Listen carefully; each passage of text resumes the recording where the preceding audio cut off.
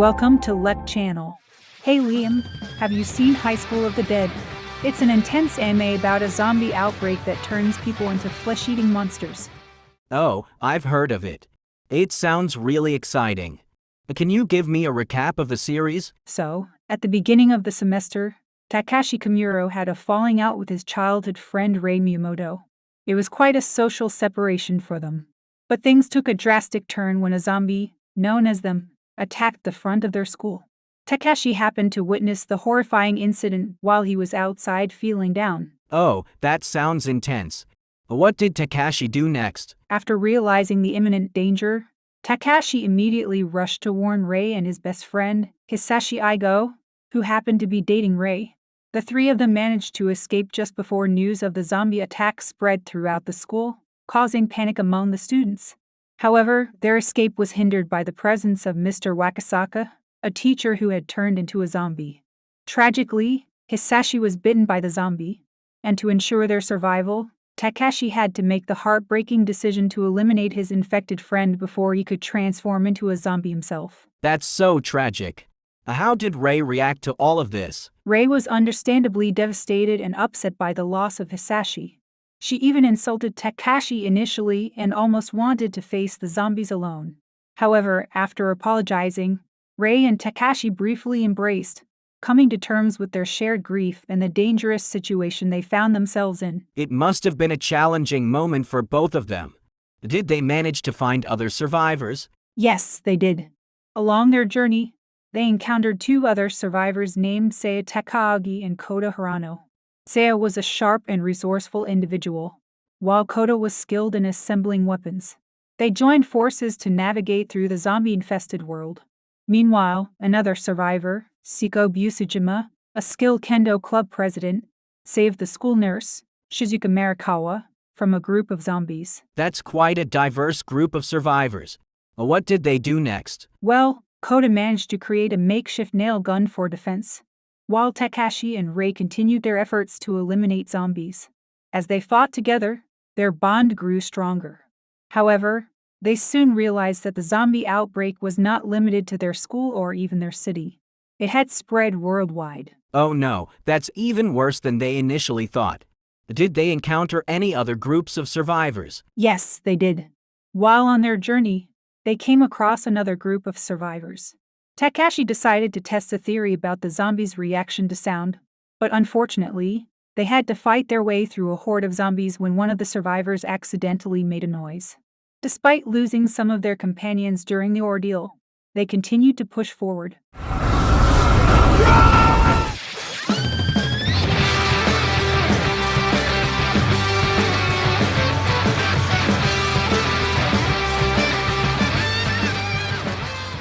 It sounds like a constant struggle for survival. Did they face any internal conflicts within the group? Indeed, they did.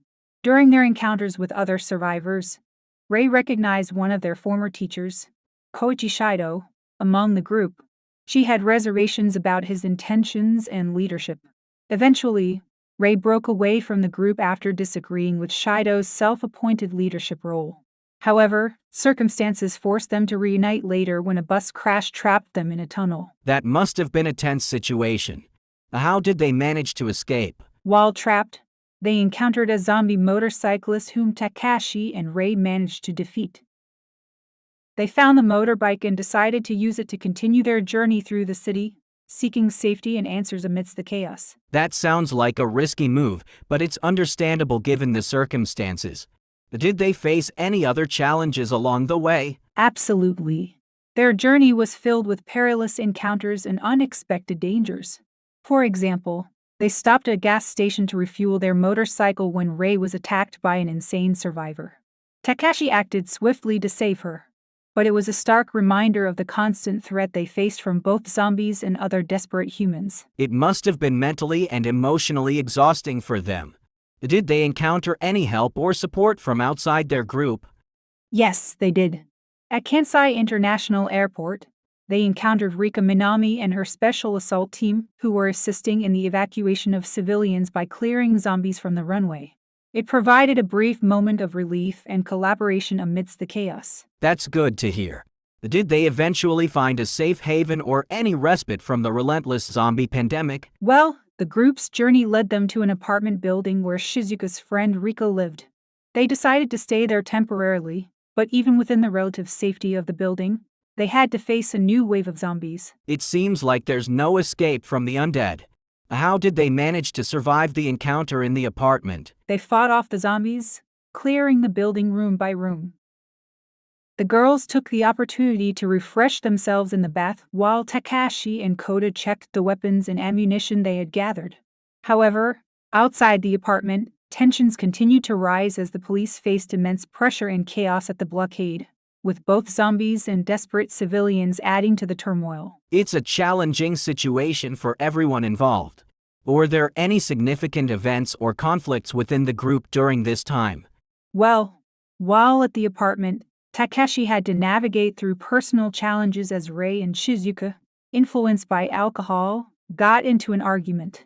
Things became complicated when Rei started to make advances towards Takashi, but he resisted and held her back, maintaining the importance of their friendship and emotional stability amidst the chaos surrounding them. That's commendable of Takashi to prioritize their well-being and not let their emotions cloud their judgment. Did they face any more immediate threats or encounters afterward? Yes, just as they were trying to find a moment of respite, a dog named Zero began barking outside the apartment. The noise attracted a horde of zombies, and the group had to prepare for another fight for their lives. Wow, it seems like the challenges never cease. I can only imagine how exhausting and nerve-wracking their journey must be. What happened after that? Remember when that man was trying to find shelter for his daughter, Alice Mercado, but got killed by paranoid survivors? That was heartbreaking. The desperation and fear in that scene were so palpable. And then Alice's screams attracted the zombies, forcing Takashi to go on a rescue mission while Koda provided sniper support. It was a high-stakes situation for sure. And while they were dealing with that, the girls in the group realized they couldn't stay at the apartment anymore and started preparing to move on. Right, the streets were filled with zombies, making their escape even more challenging. But thankfully, Takashi managed to rescue Alice and they all reunited to head towards the other side of the river. Meanwhile, things were getting intense elsewhere too. The zombies managed to infiltrate Air Force One, and the chairman and the president got infected. That was a shocking turn of events. The chairman even begged the president to launch their bomb, thinking other countries would do the same. But before he could turn into a zombie, he was finished off. Back with Takashi's group, they reached the other side of the river, only to find it devoid of civilians or zombies. They had to adapt to new weapons and deal with more zombie encounters as they approached Seiya's house. Yeah, that wire barrier caught them off guard, causing Rei to fall off the Humvee. It was a tough situation, outnumbered and facing unfamiliar weapons, but they managed to fend off the zombies. And just when things looked dire, they received unexpected assistance from a group of firefighters led by Seiya's mother, Yuriko Takagi. Meanwhile, Takashi and Seiko took a different route. Takashi and Seiko even acquired an amphibious vehicle to help them evade the zombies. They set up on a sandbank in the middle of the river, and Seiko took on the zombies while Takashi provided support. But Seiko froze when she encountered some zombie children. It was a difficult moment, but Takashi stepped in to help her. And then, something unexpected happened. They kissed. That was quite a surprising and emotional moment. The next morning, surrounded by zombies, Seiko initially refused to fight back, but Takashi's words of admiration gave her the motivation to use a real sword and defeat the zombies. It was a powerful scene, accepting their dark sides and finding the strength to move forward. Finally, they safely arrived at Seiya's house.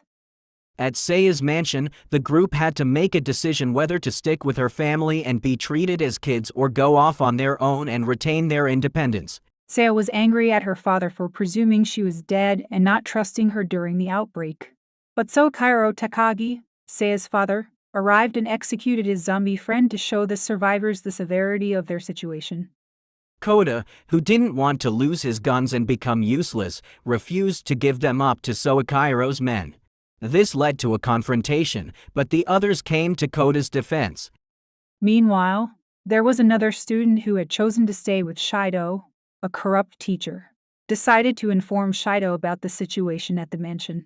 Little did they know, Shido was preoccupied, indulging in a party with the students. That Shido guy is just despicable.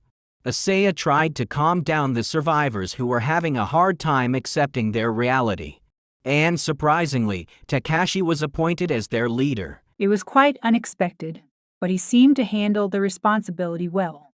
So Kairo also showed his gratitude to Siko by giving her a prized katana for protecting his daughter and as a tribute to Siko's father. The tension continued to rise when Shido and his followers arrived at the mansion. Arei, fueled by her personal vendetta against Shido, confronted him, revealing her deep hatred for him. Rei's backstory was so heartbreaking. Her father was investigating Shido's corrupt politician father, and as revenge, Shido forced Rei to repeat a year in school.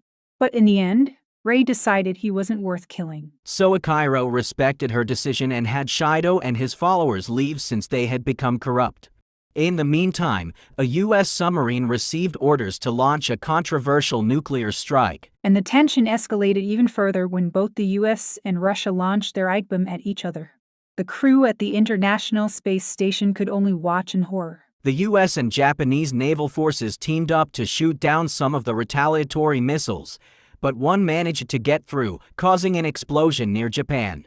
The resulting EMP burst affected the area, leading to chaos. Shido's bus crashed because of the EMP, destroying one of the barricades. The mansion was no longer safe, and with a giant horde of zombies approaching, so Akairo ordered everyone to fight and head to a different safe area. It was a chaotic and intense situation. The group fought their way to their Humvee, which was unaffected by the EMP. With their ride fixed, they left the mansion behind, while the survivors fought off the horde. Despite the danger, the group remained optimistic as they finally arrived at a mall on foot. The suspense just keeps building up. Overall, High School of the Dead delivered on the zombie apocalypse genre. The action was intense, the characters were compelling, and the emotional moments made it even more engaging. It's definitely worth watching for any fan of the genre. Absolutely. The anime had a good balance of action, suspense, and character development.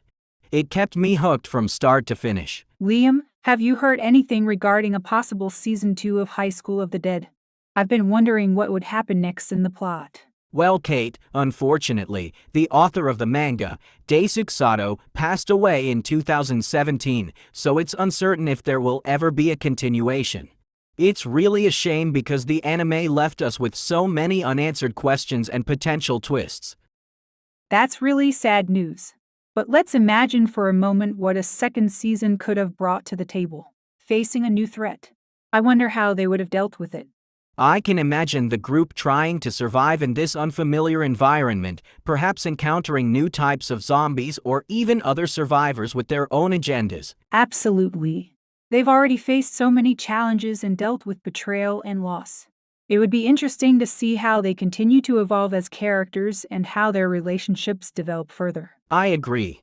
Takashi, Rei, Seiya, and the rest of the group have already shown remarkable growth throughout the first season. A second season could have delved deeper into their personal journeys and explored the psychological toll of living in a post-apocalyptic world. We could also learn more about the origins of the zombie outbreak. In the first season, it was mostly focused on survival, but there were hints of a bigger picture. It would have been fascinating to uncover the truth behind the epidemic. It definitely would have kept us on the edge of our seats. The first season already had its fair share of intense action sequences, so a second season could have taken it to the next level. I can only imagine the epic battles and desperate fights for survival.